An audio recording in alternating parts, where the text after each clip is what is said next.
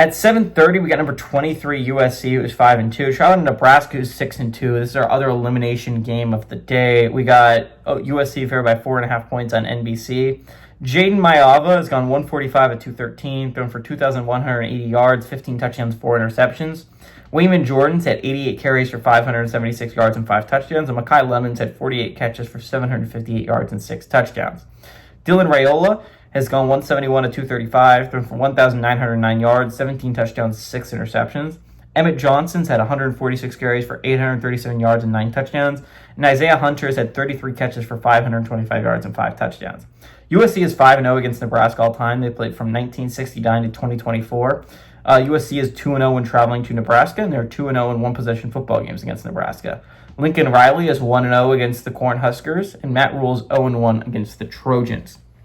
Again, massive game for both teams. We're going to talk about it. USC is, I legitimately think, one of the better teams in the Big Ten, right? They lost a heartbreaker to Illinois on the road, and they lost a pretty close game against Notre Dame on the road. USC has been pretty much unbeatable at home, but again, they're not at home here. They're going on the road. USC's at-large resume right now is not very good. I will be honest, it's not great. I think they're at like 10.5 total wins. That's not good. That's really a bad at-large resume. But to be fair to USC, they have a chance to make it way better. These next 5 are going to obviously, they're all must-wins.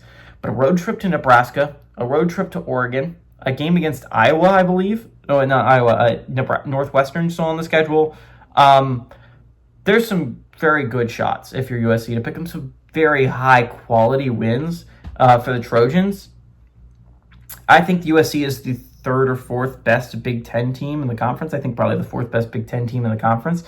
But obviously you have to win out if you're the Trojans. Nebraska is probably the Big Ten's best shot at sending a 4th Big Ten team, right? They have a very good win over Cincinnati on a neutral field. Obviously, if you're Nebraska, the losses aren't great, right?